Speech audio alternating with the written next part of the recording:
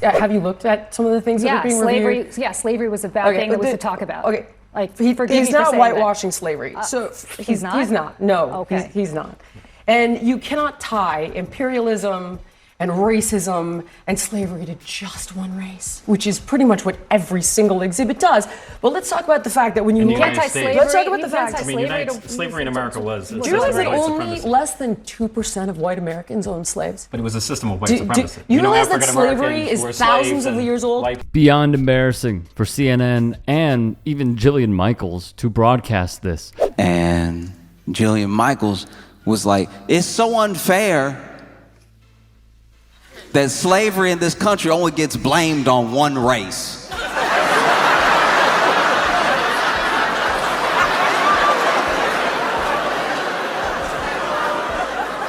Look, as outrageous as that is genuinely funny. Like, look, I'm not gonna tell anybody how to feel, but if you heard the words I said, that Jillian said, and you immediately got angry, I would ask you to take a step back.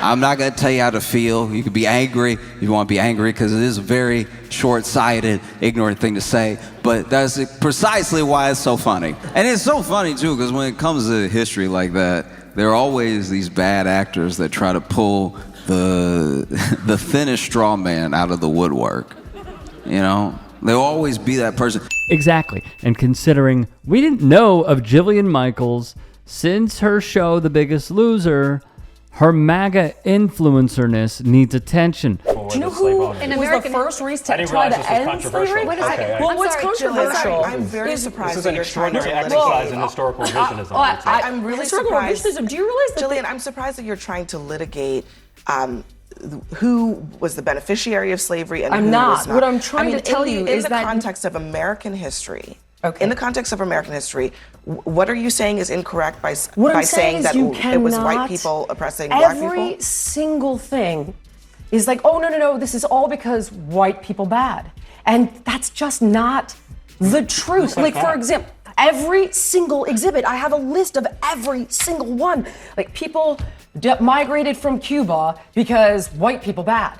Not because of Castro. Yes, no, it's in there. That's what I'm saying. You don't actually know what's in there. Do you know that when you walk in the front door, the first thing you see is the gay flag? Thus, seeing how she made it previously, she knows how to become table fodder and the ire of many online. And it makes sense to me that someone like Jillian Michaels would say something like this. She is from a reality TV show. She's known for the show The Biggest Loser.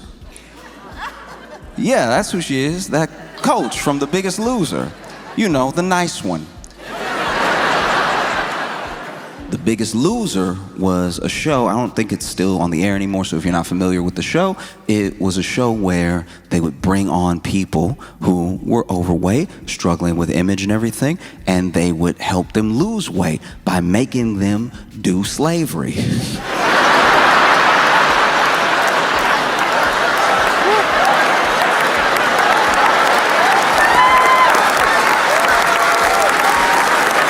Please support this wonderful comedian by going to youtube.com/Josh Johnson Comedy. This has been an installation there. Is gender testing fair in sports?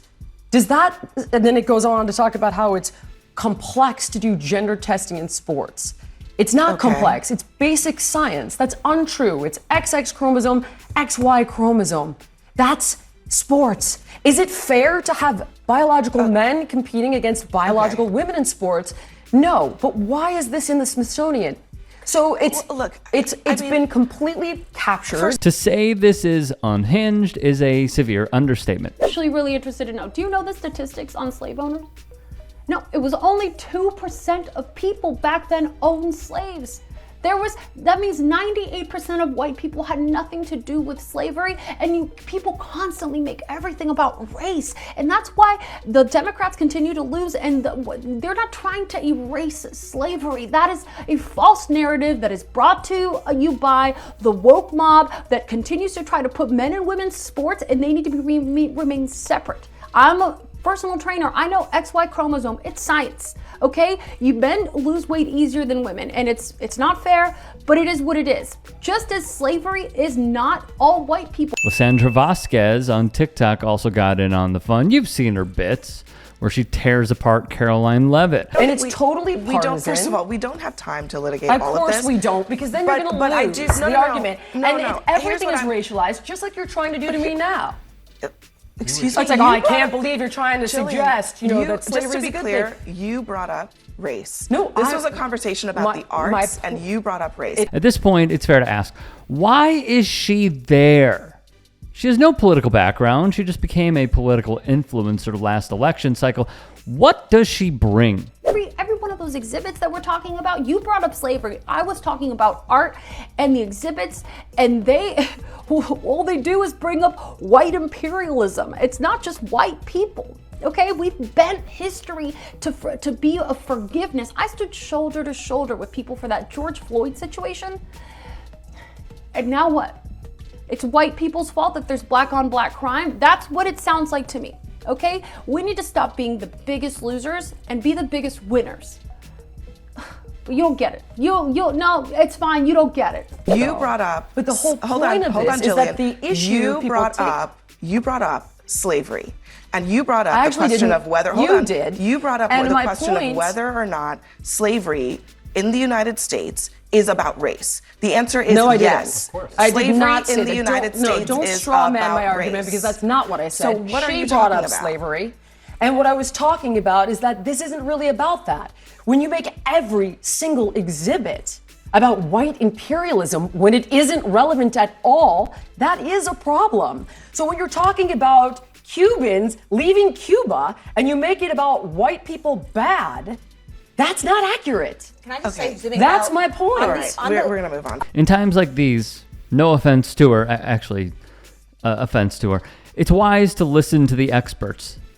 Thus, let's hear from Nicole Hannah-Jones. Let's take the fewer than 2% of white people own slaves at face value, though we know that number is technically incorrect. If we want to play the numbers game, the much more important measure is what percentage of Americans own slaves? No, but what percentage of those empowered did? Before 1865, the end of slavery in the United States, 63% of U.S. presidents had been slave owners at some point in their lives. More than 1,800 members of Congress owned slaves, meaning between 1789 and 1819, more than half of the men elected to Congress each session were slave owners. What about the Supreme Court?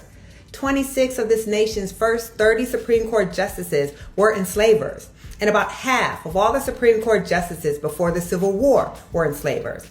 So many Supreme Court justices were enslavers that if we added up all the Supreme Court justices coming all the way to this present court, 1 out of 4 of all Supreme Court justices in this nation's history were enslavers. All but one of the people on our cash currency engaged in African slavery. Look at the $1 bill, $2 bill, 10, 20, 50, 100. All these men engaged in slavery.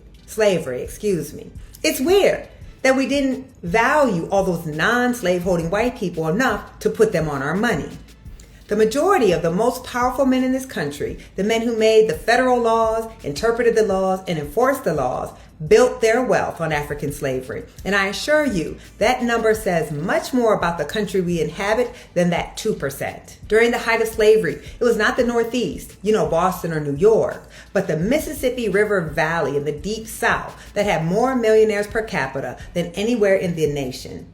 And the Confederacy, had it succeeded at being a separate country, would have been the 4th richest nation in the world when the Civil War started.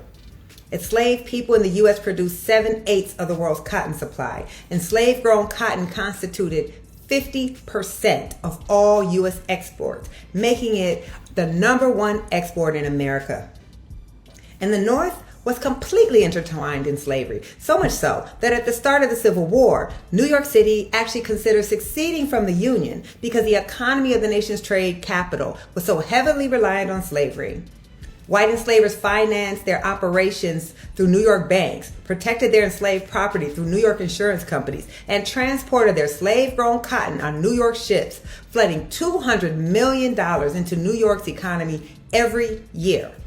Enslaved people built the famous wall that Wall Street is named after. Famous companies such as Lehman Brothers are rooted in slavery. The Lehman Brothers began as cotton brokers in Alabama before moving to New York to help establish the New York Stock Exchange. Brooks Brothers made not only fine suits, but slave cloth outfits to clothe the enslaved. Domino Sugar dominated based on slave-grown sugar. As a result, by some estimates, New York received 40% of all U.S. cotton revenue. They didn't have to own the slaves to profit greatly from slavery. Northern states may have outlawed slavery, but they continued to profit off of slavery and the slave trade. We learn about the marvels of the Industrial Revolution, but that revolution was made possible not just by technology, but by cheap slave-grown cotton. Rhode Island outlawed slavery in 1787, but built its economy on the slave trade. 60% of all ships in the U.S., slave ships, left Rhode Island, and they spawned an entire enterprise to support these slave traders, shipbuilders, sailors, carpenters, rope makers. James DeWitt, he was a Rhode Island slave trader, and when he died in 1837, he was the second richest person in America. I could talk about while, quote unquote, only 2% of white people owned slaves. By the time of the Civil War, the United States, the land of the free, had the largest enslaved population in the world. That the value of those enslaved people, that human property, was greater than all of this nation's factories, railroads, and banks combined. In other words, the United States economy and political systems were built in significant part by slavery. This is simply undeniable. Without slavery, our nation would be unrecognizable to us. Hey, I appreciate you watching. Now, if you can, please do become a channel member by going to youtube.com/tytsports and clicking the join button. If that's too much for you, you can just go to tyt.com/join to become a member. It helps all of us out here at the Young Turks and keeps our network afloat. In addition, you could follow me on my socials on Twitter, Instagram, and TikTok. Appreciate the love. Have a great day.